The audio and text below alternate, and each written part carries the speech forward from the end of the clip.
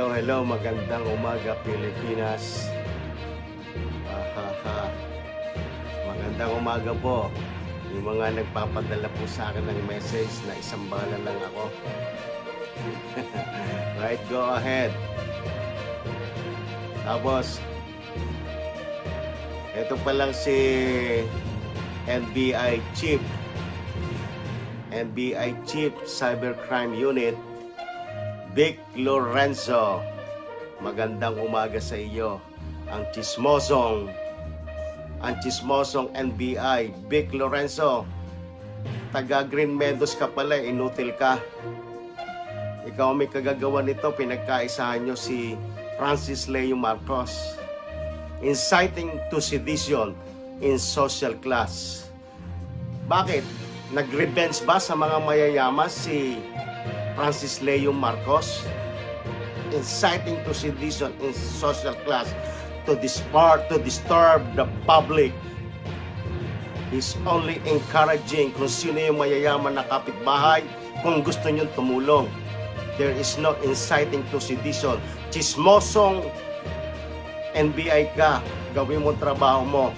Pinilit mong i-convict si Francis Leo Marcos. Anong klaseng NBI ka? Kaya pala kinukutsaba mo yung mga journalist na bias.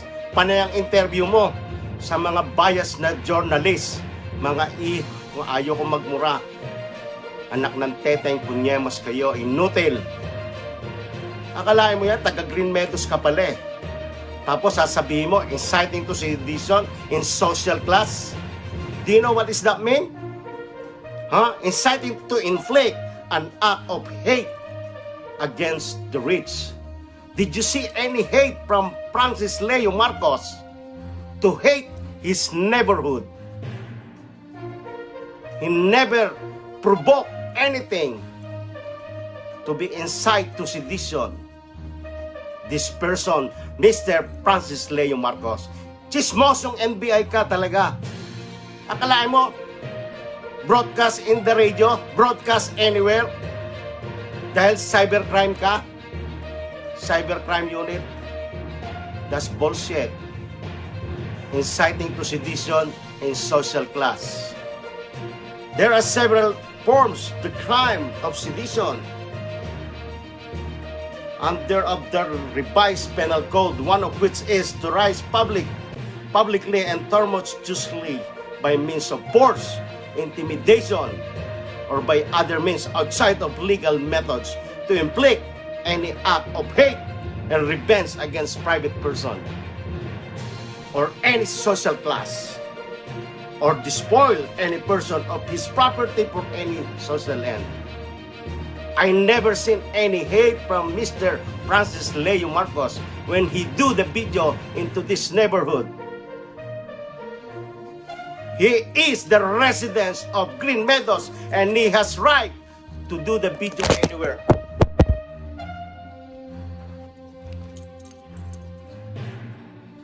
Man, nakakagalit kayo.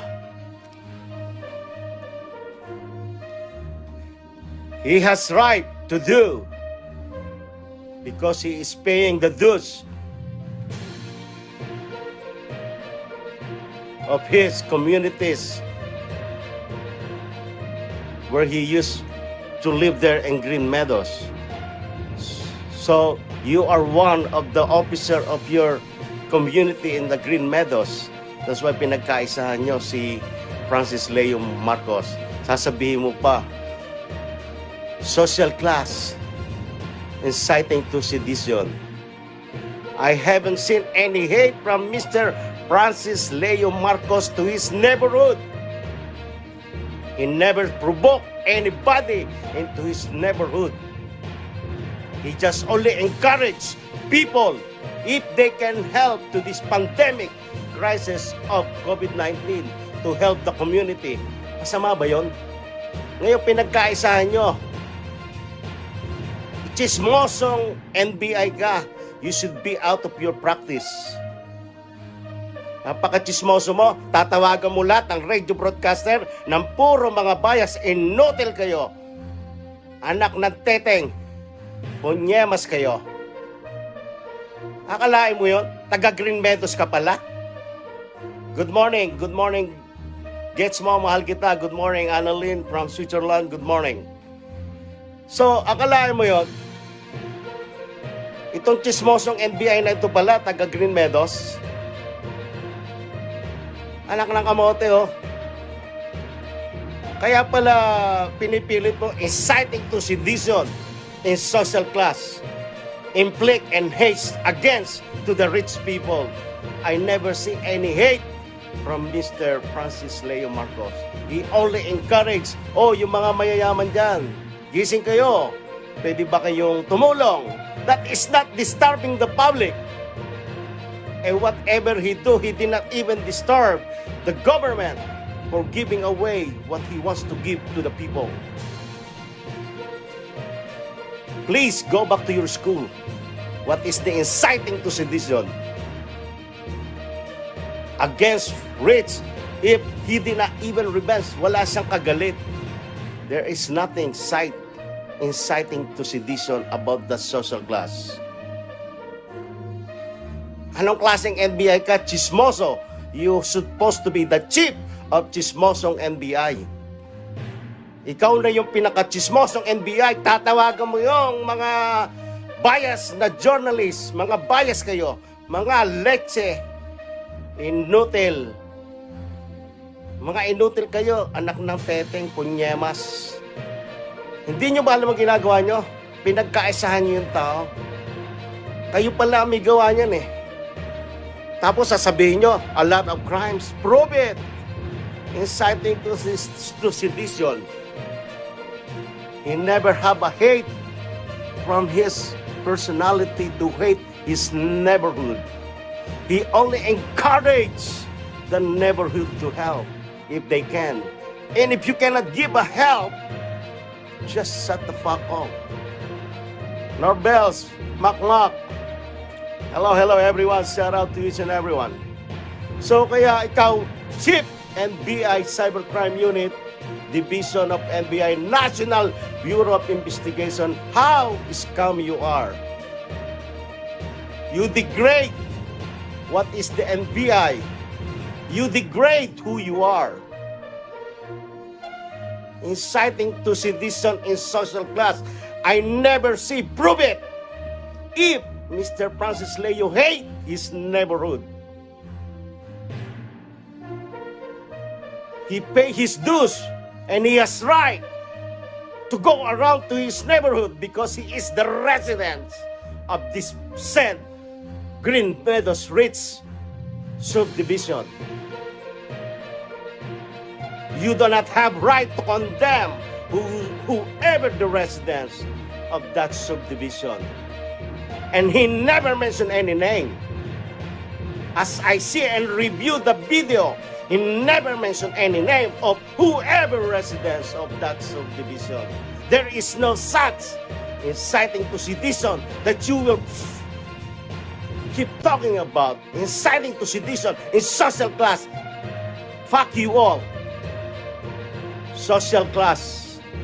Kaya na mga mahihirap, ganun ba? Dahil naiinggit kayo.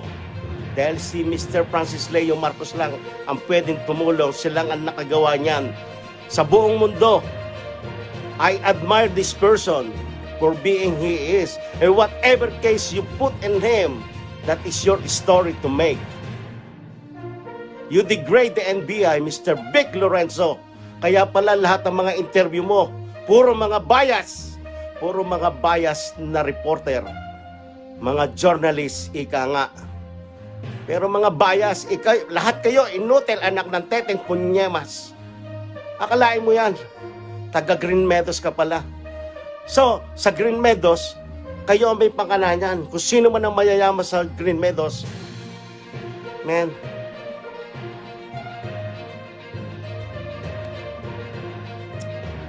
hindi nyo dapat gawin niya sa isang taong tumutulong. Dapat ay magpasalamat pa kayo. Dahil merong isang Francis Leo Marcos na tumutulong sa kanyang mga kababayan. Kahit mga frontliners, mga police officers, binibigyan niya ng pagkain. Ikaw, NBI na chismoso, may ibinigay ka ba sa mga frontliners? Bakit hindi kita tatawagin chismoso? You know that is the confidential information under your custody. Ipangangalandakan mo, oh, hindi kanya yung bahay, hindi kanya yung sasakyan. That is gossiping. Dapat hindi ka nag-NBI, dapat nag-reporter ka din na chismoso. That is a very confidential. Kahit pa naka-under custody of the NBI, in your custody, you don't have no rights to disclose to whoever what is the status of this person under your custody. Unless he is under oath into the court, in the front of the judge. And you have no rights. I don't care if you're the NBI. You degrade the NBI. And I'll tell you again, the fingerprinting of Mr. Francis Marcos has been in the NBI since when he got the passport. And now you retake the fingerprinting of him. What is that for? What kind of National Bureau of Investigation you have? And what kind of cybercrime unit you have? You don't understand what is the inciting to sedition in social class. He never disturbed the public to revenge his hate because he never been hate. I never seen to this person that he hates his neighborhood or anyone. Each and every one of you are the one who hates Mr. Francis Leo Marcos. What kind of National Bureau of Investigation? Man, nakakainit kayo ng ulo. Pinagkakaisahan niyo yung tao. That is not right. Dahil ba mo na mas maganda yung isang pilantropo? Pinainan nyo lahat ng kung ano ikakaso nyo. Lahat ng kaso, ilagay nyo patong-patong. Pero I don't buy it. Like I'm telling you, I am not the supporter of Francis Leo Marcos. I have nothing to do with this person. But I admire him for his advocacy, giving help to the community. Hindi nyo ba maintindihan yun? Yung nga binibigyan ng gobyerno, ninanakaw pa ng mga ibang taong nasa gobyerno, mga barangay tanod, kapitan, even mayor, even congressman. Aminin ninyo yan. Hindi nawawala yan sa lipunan ng gobyerno, mga korupsyon. Tapos ngayon, may isang taong lumabas, nainggit kayo, gagawa nyo na kung ano, no? I-chichismis ninyo. Hindi pa ba proven nyo na namigay siya ng ilang tonelad ng bigas para lang makalipas ang paghihirap ng ating mga kababayang nangangailangan? Anong klaseng puso meron kayo? Ha? Vic Lorenzo, isipin mo yung ginawa mo. Man, napaka-chismoso mo. Kaya pala ang galing mo sa interview eh. Oh, hindi kanya yung bahay na yon, hindi kanya yung sasakyan. Oh, inciting to sedition in social class. Social class dahil social kayo? Mayaman kayo? Ha? Mayaman kayo? Men, yan ang hirap sa inyo sa mga mayayaman. Mamamatay din kayo kahit anong yaman ninyo dito sa mundo. Tandaan nyo, pagtuwid ng paa nyo, pare-parehas tayo. Hindi ako tumitingin sa mayaman kaya mahirap. Tinitingnan ko ang katotohanan, ang tamang batas para sa taong pangkarapatan pantao. Pero hindi nyo binigyan ang karapatan pantao si Francis Leo Marcos dahil kinondenan ninyo kung ano-ano pinatong na kaso nyo sa kanya. Uulitin ko pa ba kung bakit siya nakakuha ng passport? Bakit yung binibigyan siya ng trafficking, human trafficking? May mga proseso yan. Alam nyo naman yung batas. Nag-aral ka ng law. I don't care what kind of law that you study for. But sasabihan mo, citing to sedition in social class.